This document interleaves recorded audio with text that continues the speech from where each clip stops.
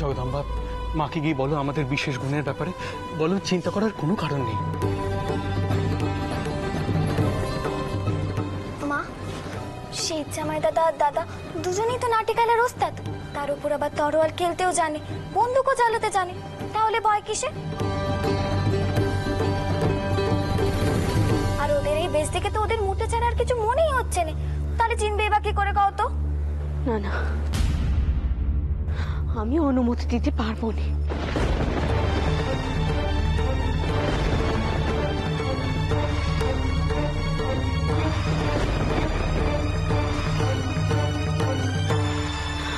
বাবা মতু, করুণা এই সবে সুস্থ হয়েছে, তুমি আর ওকে চিন্তায় পেলে অসুস্থ করো নি।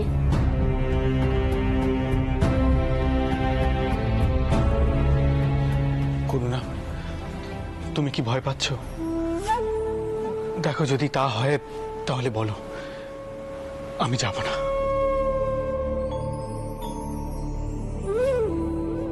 আপনি না যেতে পারলে কি পরিমাণ অস্থির হয়ে থাকবেন সেটা শুধু আমিই জানি।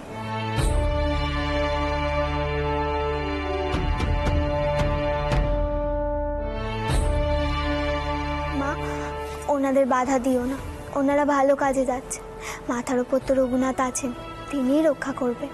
আর ওনাদের ধরা অত সহজ নয়, এর আগে হারবে সাহেবের বেলায়ও তো কেউ টের পায়নি।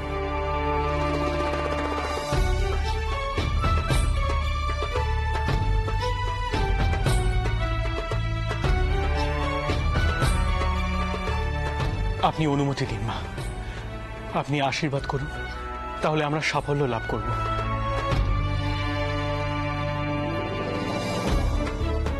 তুমি শুধু আমাদের মনে প্রাণে আশীর্বাদ করো, যাতে আমরা সঠিক খবরাখবর জোগাড় করতে পারি। তোমরা আমার জন্য এত বড় ঝুঁকি নিচ্ছ, আমি যে তোমাদের কি কইব। না মা, আমরা আপনার জন্য কিছু করছি না, যা করছি একটা অন্যায়ের প্রতিবাদ করার জন্য করছি।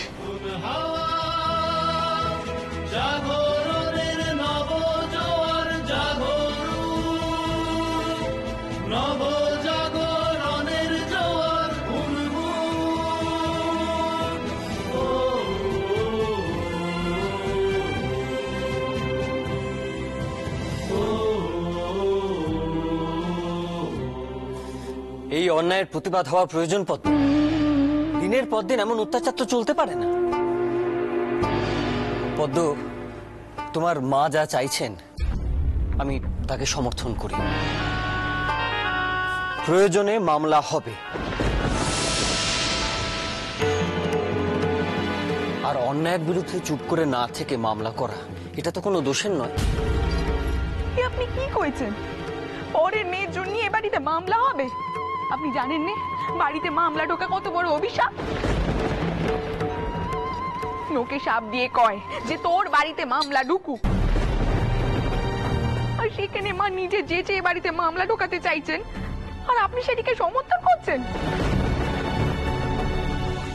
হ্যাঁ পদ্ম, আমি সমর্থন করছি, কারণ আমি মনে করি এইভাবেই প্রতিবাদ হওয়া দরকার। আপনি মায়ের ওই প্রতিবাদ করতে পারেন, আর আমি যে আপনাকে সুখবরখানা দিলুম এ বিষয়ে আপনার কোনো মাথা ব্যথা নেই। এ তুমি কি বলছো পদ্ম? আচ্ছা, এমন একটা সুখবর পেলে কার না আনন্দ হয় বলো তো? আমারও আনন্দ হচ্ছে, কিন্তু কি জানো পদ্ম, আমি আমার এই আনন্দটুকু সম্পূর্ণরূপে উপভোগ করতে পারছি না, সেটা বর্তমান পরিস্থিতির কারণে।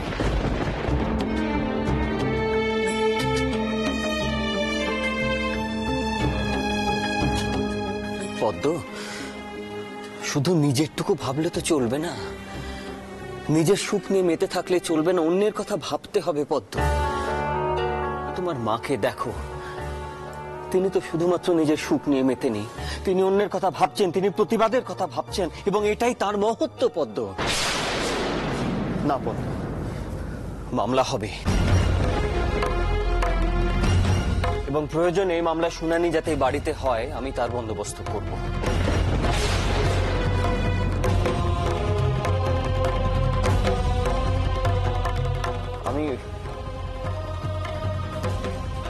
আমি ভাবছি এত কিছু সত্ত্বেও বাবা মশাই কেন এখনো চুপ করে রয়েছেন? তিনি তো বাবা জীবন,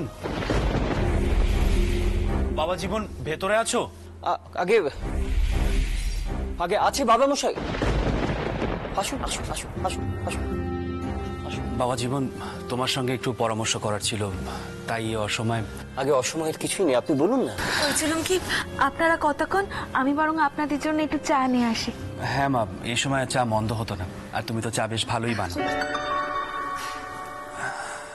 বাবা জীবন, তুমি নিশ্চয়ই শুনেছ অকল্যান্ড সাহেব তার নিজের ডাক্তার পাঠিয়ে করুণার জীবন রক্ষা করেছে, আর আমি তাকে একখানা বাগান উপহার দিয়েছি। আমাদের দুই পক্ষের মধ্যে সম্পর্ক অতি ভালো, তাই এই মুহূর্তে মামলা মোকদ্দমা বিষয়টা মোটেও বাঞ্ছনীয় নয়। বাবা জীবন, আমি শুনলাম তুমি নাকি মামলা করার ব্যবস্থা করবে বলেছ। আগে হ্যাঁ বাবা মশাই, এবং মামলার শুনানি এই বাড়িতেই হবে। না না বাবা জীবন, সেসব করতে যেও না। দেখো, তোমার মা এই ঘটনায় মানসিকভাবে বড় আঘাত পেয়েছেন, আর এই বিষয় নিয়ে আবার মামলা হলে রানীর উপরে মানসিক চাপ বাড়বে, আর আমি সেটা চাই না। আমি ঠিক করেছি অকল্যান্ড সাহেবের কাছে নিস্তারণীর বিষয়ে যারা দোষী তাদের বিরুদ্ধে শাস্তি চেয়ে একখানা চিঠি দেব, কিন্তু এই মুহূর্তে মামলা করার অনুমতি আমি দিতে পারি না।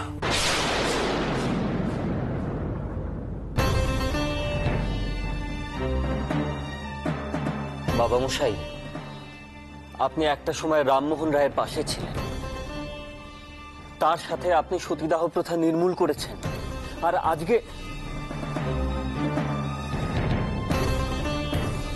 এত বড় অন্যায় দেখেও আপনি পিছু হতে চাইছেন বাবা মশাই। আপনি চিঠি লিখে শাস্তি চাওয়ার মতো মধ্যপন্থাকে অবলম্বন করতে চাইছেন। আপনার লড়াই তো অকল্যান্ড সাহেবের বিরুদ্ধে নয় বাবা মশাই, আপনার লড়াই নারীদের ওপর হওয়া অত্যাচারের বিরুদ্ধে। তাহলে আমি বুঝতে পারছি না কেন তিনি। দেখো বাবা, তোমরা কেউ আমাকে বুঝতে পারছো না, সকলে আমাকে ভুল বুঝছো। তোমরা কেন বুঝতে পারছো না অকল্যান্ড সাহেব নিজে একজন ইংরেজ, আর তোমরা যাদের বিরুদ্ধে মামলা করবে যারা দোষী তারাও ইংরেজ, আর এই মামলা যারা পরিচালনা করবে তারাও ইংরেজ। একবার ভেবে দেখো তো, এই মামলায় কোনোদিনও কি আমরা জিততে পারবো? আর তারা কি কোনোদিনও আমাদেরকে জিততে দেবে? কোনোদিনও না।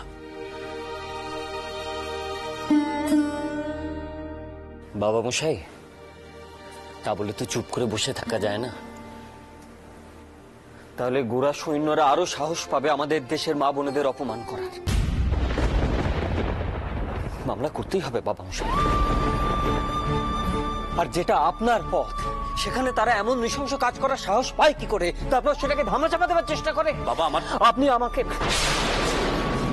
আমি আপনার কাছে অনুরোধ করছি বাবা মশাই, আপনি আমাকে দয়া করে এই বিষয়ে কিছু বলবেন না। মামলা হবে।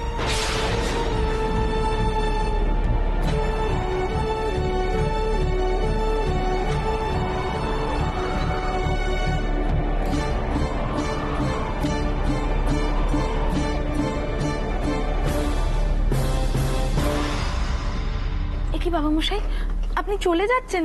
আমি যে আপনার জন্য চা নিয়ে এলুম।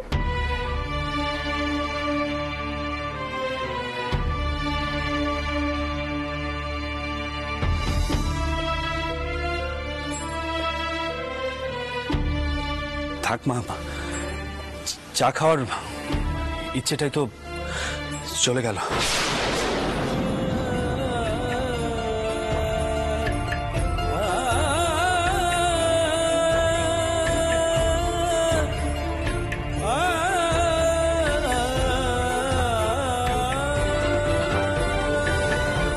বাবা মশাই এইভাবে চলে গেলেন, আপনি কি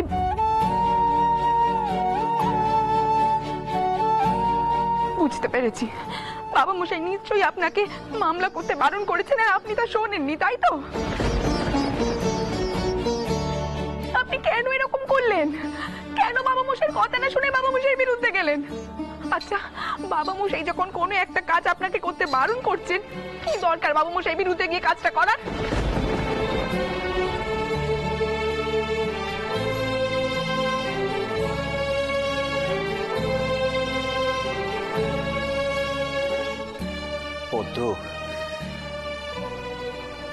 আমি বাবা মশাইকে খুবই শ্রদ্ধা করি। আমার মনে হচ্ছে বয়স বাড়ার সাথে সাথে তিনি হয়তো মানসিকভাবে দুর্বল হয়ে পড়ছেন। আর এমন একটা মানুষকে মানসিকভাবে দুর্বল হয়ে যেতে দেখে আমার খারাপ লাগছে।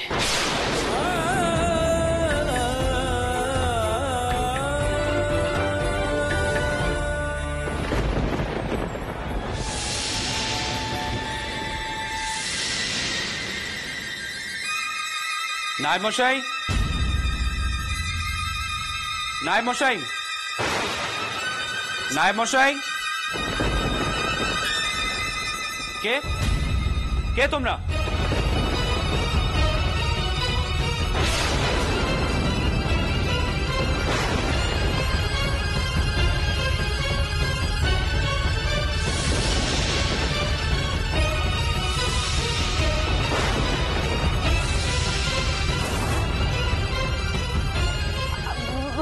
আপনি নায়েব মশাইকে খুঁজছেন তো?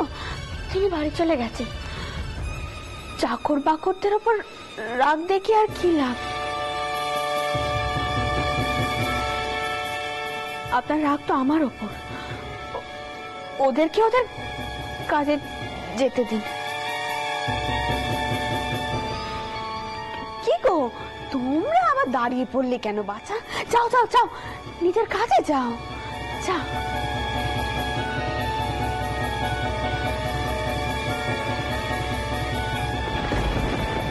আপনি আমায় কি সাজা দেবেন দিন। রানী, আমি কোনোদিনও তোমার কোনো কাজে বাধা দিয়েছি? দেইনি।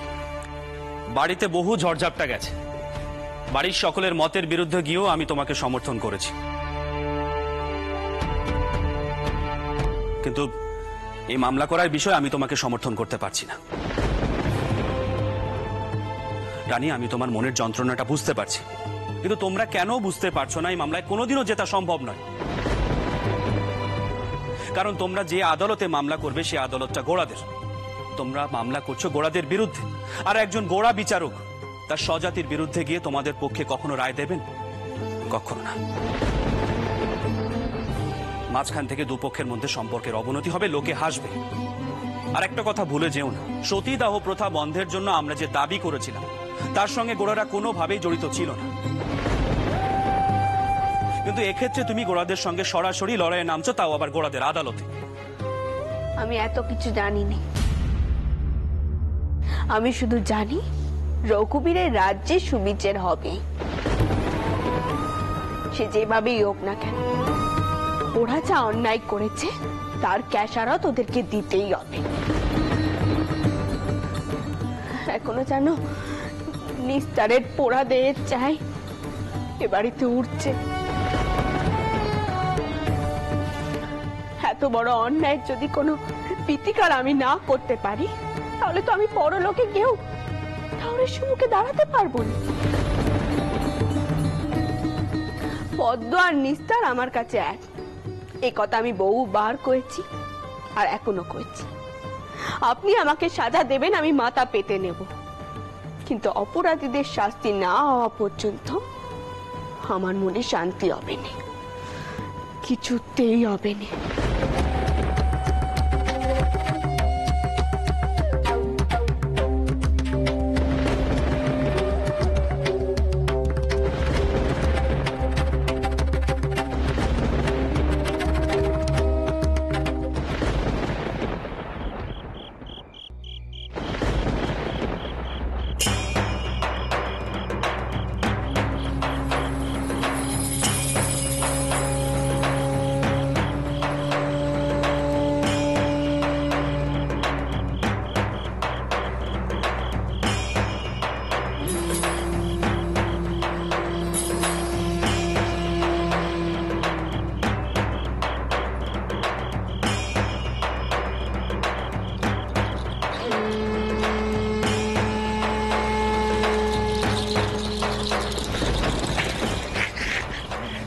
পেন্নাম সাহেব পেন্নাম। বড় গরম পড়েছে তাই না?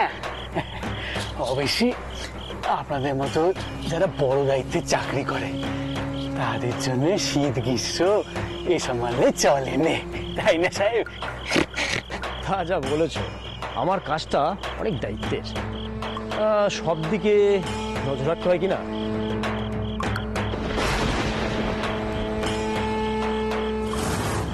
তাই তো আপনাদের তো খুব কষ্ট, রাত জেগে থাকতে হয়, এই এই পুরো জায়গাটা ভাড়া দিতে হয়, তাই না? দূর দূর, সারা জেগে কে বসে বসে মশার কামড় খায়। ওরা বস্তা রেখে চলে গেলেই ওই ব্যারাকের পথ ধরে সোজা গঙ্গার ধারে চলে যাবো, আর ওখানে একটু ঠান্ডা হয়ে জিরিয়ে নেবো। ও বাবা, আপনার তো বড় সাহস দেখছি। আপনি ব্যারাকের পথে যাবেন? যা সব কান্ডি মান্ডি শুনছি ওখানে। কি শুনেছিস রে? শুনলুম কোন বামুন বউকে কারা সব স্পর্শ করেছিল। তো বামুন বউ তো আগুনে পুড়ে মরেছে, কিন্তু তার পেতনি ওই ব্যারাকের পথে ঘুরে বেড়াচ্ছে। যারা সব স্পর্শ করেছিল তাদেরকে খুঁজে বেড়ানোর চেষ্টা করছে। বড় কি হে পেতনি? আসলে অপঘাতে মরেছে না, মুক্তি পায়নি, তাই শোধ নেবার জন্য ঘুরে ঘুরে বেড়াচ্ছে। যাক, বাঁচা গেল। পেতনি তাহলে আমাদের খুঁজছে না, খুঁজছে ওই শ্যামুয়েল সাহেবকে, ঘাড় মটকাবে বলে।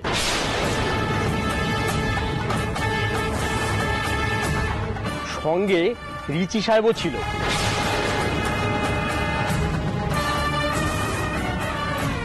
মহা থ্যাটা ওই সাহেব দুটো, দেখো না এই এলো বলে খবরদারি করতে। পেতনিটা ওদের ঘাড় মটকালেই বাঁচি।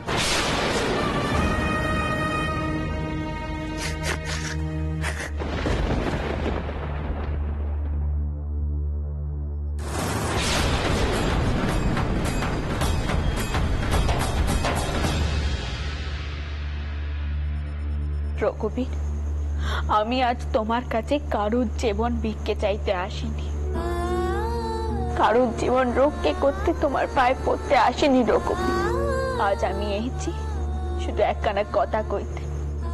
তুমি যে বাঁধে রাবণের মতো রাক্ষসকে ধ্বংস করেছিলে, সেই বাঁধ তুমি আমার হাতে তুলে দাও যাও।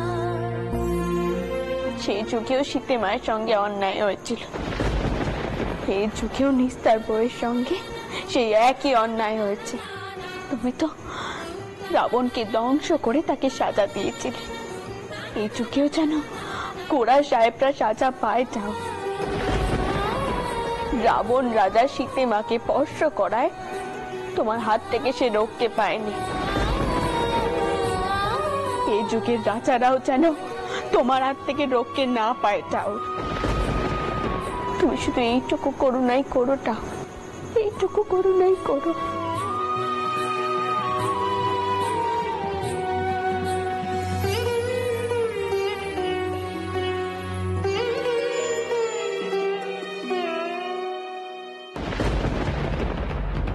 Hey, hurry up! Joldi karo. You all ladies are useless and lazy fellows. Hurry up! Hey, পুরো রাত জড়িয়ে মাল আনলোড করিবে নাকি? ফাস্টার, ফাস্টার, ফাস্টার!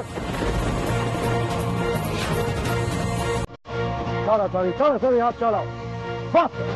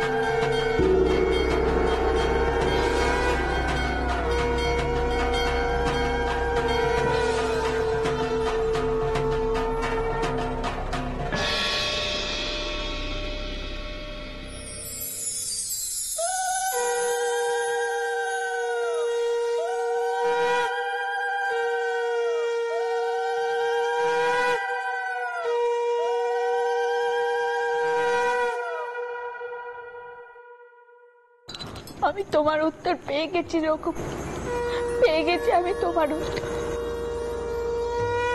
আমার মনে আর কোনো দ্বিধা নেই, মামলা করতে আর কোনো বাধা রইল নেই। আমি মামলা করব এবং তোমার আশীর্বাদে এই মামলায় জয় হবে আমাদের। নিস্তার বউয়ের উপর যারা অত্যাচার করেছে তারা এবার উপযুক্ত শাস্তি পাবে, আমি নিশ্চিত।